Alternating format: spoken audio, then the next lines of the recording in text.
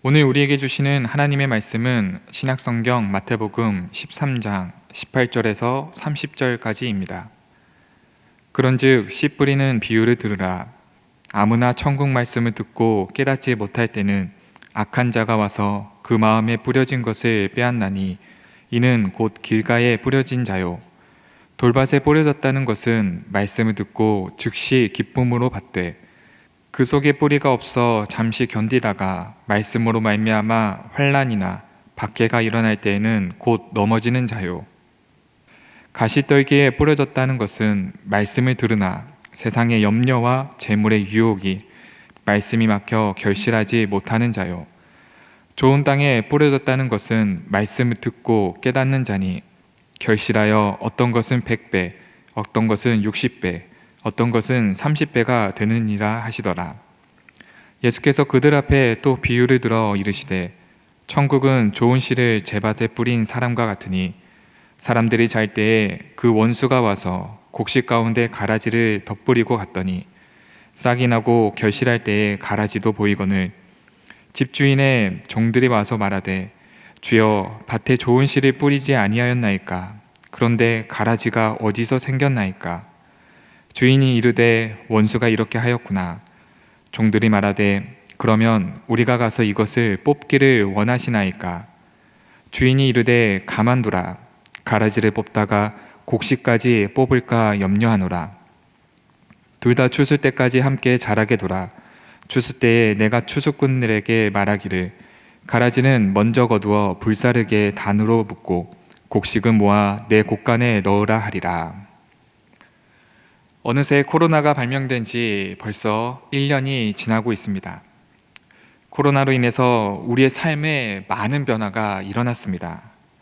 이것은 삶의 변화뿐만 아니라 우리의 신앙생활마저도 그 근간을 흔들어 버렸습니다.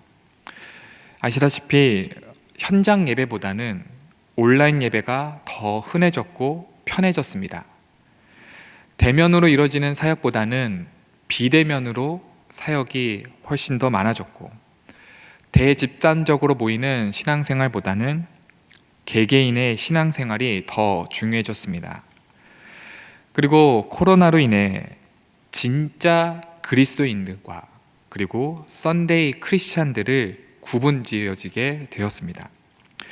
어찌 보면 이 코로나 시대를 살면서 우리가 보다 더 믿음을 회복하고 영적으로 더 무장해야만 하는 시기인 것 같습니다.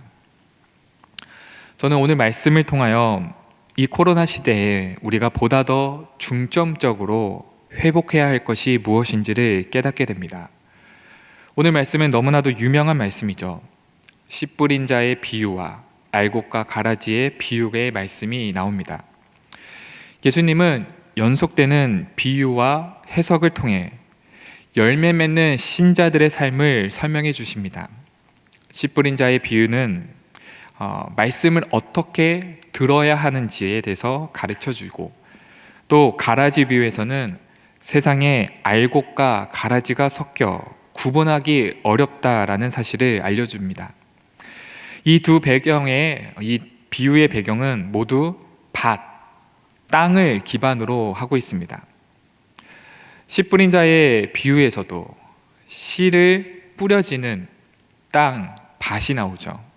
그리고 가라지 비유에서도 모두 땅, 이 밭을 기본으로, 그 기반으로 하고 있습니다. 그리고 또 이 두 비유에 역시 천국을 은유적으로 표현하고 있다는 점도 비슷합니다. 그리고 마지막으로는 두 비유의 공통점은 바로 씨가 나온다는 것이죠. 비슷하면서도 혹은 서로 다른 이 두 비유를 통하여 예수님께서는 무엇을 말씀하시고자 했을까요? 그리고 오늘 이 시대를 살아가는 저와 여러분들에게 어떤 메시지를 다가올까요? 저는 현재 우리가 겪고 있는 이 코로나 시대에 진짜 그리스도인으로서의 삶을 살기 위한 중요한 가치를 오늘 본문에서 발견할 수 있게 됩니다.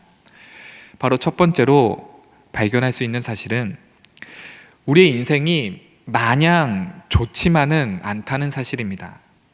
언제나 문제는 늘 곁에 있어 왔고 고민과 아픔은 늘 수반되는 삶을 살았다는 것이죠. 두 비유에서도 서로 다르지만 각각 어려움과 또 안타까움의 사실은 나오고 있습니다. 씨 뿌린 비유에서는 모든 밭이 다 옥토 같지는 않다는 사실이죠. 그 중에는 길가도 있고 돌밭도 있고 또 가시밭도 있습니다. 가라지 비유에서는 알곡만 자라는 것이 아니라 가라지도 자라나는 그런 농작물의 피해도 입게 된다는 것이죠. 우리 인생도 이와 같지는 않습니까? 해가 뜨는 날만 있는 것이 아니라 비가 오고 바람이 불고 고통의 시간이 언제나 늘 함께하고 있는 것입니다. 우리의 마음도 역시 하루에도 몇 번씩 감정이 오르락 내리락 하고 있죠. 우리는 늘 아픔과 고통의 문제에 노출되어 있습니다. 이것은 지극히 자연스러운 일이죠. 우리는 이 점을 간과할 때가 참 많이 있습니다. 모든 일이 다 행복할 것만 같고 다 잘 될 것만 같은, 만사가 형통할 거라고 착각하고 있죠. 예수님을 믿는다고 해서 다 천국을 맛보고 모두가 다 만사가 형통하고 풀리지는 않습니다. 훨씬 더 어려워지는 분들도 많이 있죠. 예수님도 하나님의 아들이시면서 모든 것을 하실 수 있는 전지전능하신 분이셨지만, 그러나 예수님도 똑같이 우리와 같이 고통을 당하셨습니다. 배신도 당하고 사람들에게 손가락질도 당하며 똑같이 배고파하시고 똑같이 우셨습니다. 너무나 고민스럽게 하나님께 간절히 기도했던 장면도 나오죠. 마냥 행복하고 마냥 좋지만은 않았습니다. 제자들도 예수님과 함께 있었음에도 불구하고 두려움이 있었고 겁도 냈습니다. 심지어 예수님과 함께 배에 타고 있었음에도 불구하고 휘몰아치는 폭풍과 비바람에 무서워하며 떨었습니다. 우리도 마찬가지죠. 우리도 예수님을 믿지만 여전히 우리의 삶의 문제들은 가득하고 고민과 아픔은 늘 끊이지 않습니다. 이런 상황에서 어떻게 우리의 마음이 천국이 되고 우리의 생각과 영혼이 참된 안식과 평안을 누릴 수 있을까요? 그것은 이 두 비유에서 나오는 시에서 해답을 찾을 수 있습니다. 바로 하나님의 말씀입니다.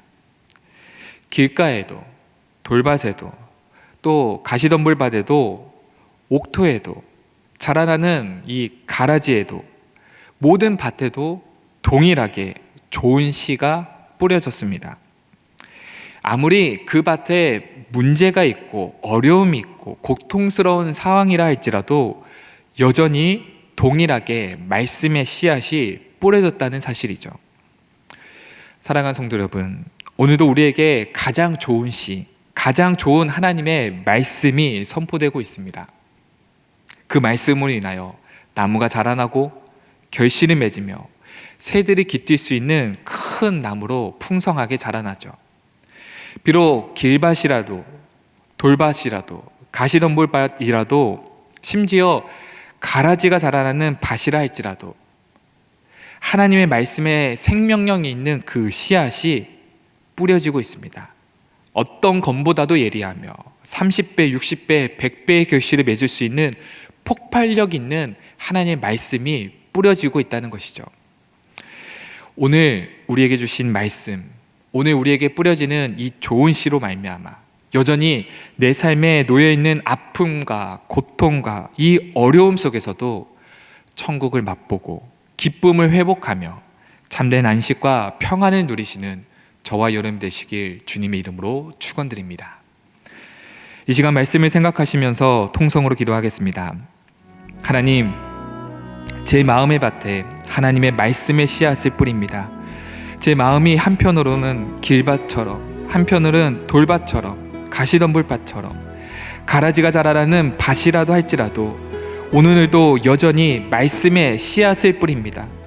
내 상황과 환경이 가장 고통의 순간이라 할지라도 오늘도 여전히 말씀을 의지하여 한 걸음 내딛습니다. 주님, 내 마음에 주의 말씀의 씨앗이 뿌려지게 하여 주시옵소서.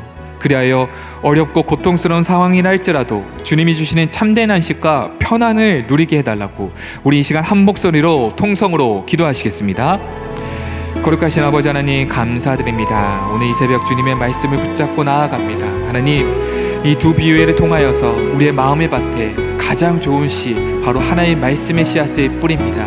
내 상황과 환경은 길밭처럼, 돌밭처럼, 가시덤불밭처럼, 혹은 가라지가 자라나는 그런 밭처럼 너무나도 어렵고 힘든 상황이라 할지라도 여전히 그럼에도 불구하고 좋은 씨, 바로 하나의 말씀의 씨앗을 뿌립니다.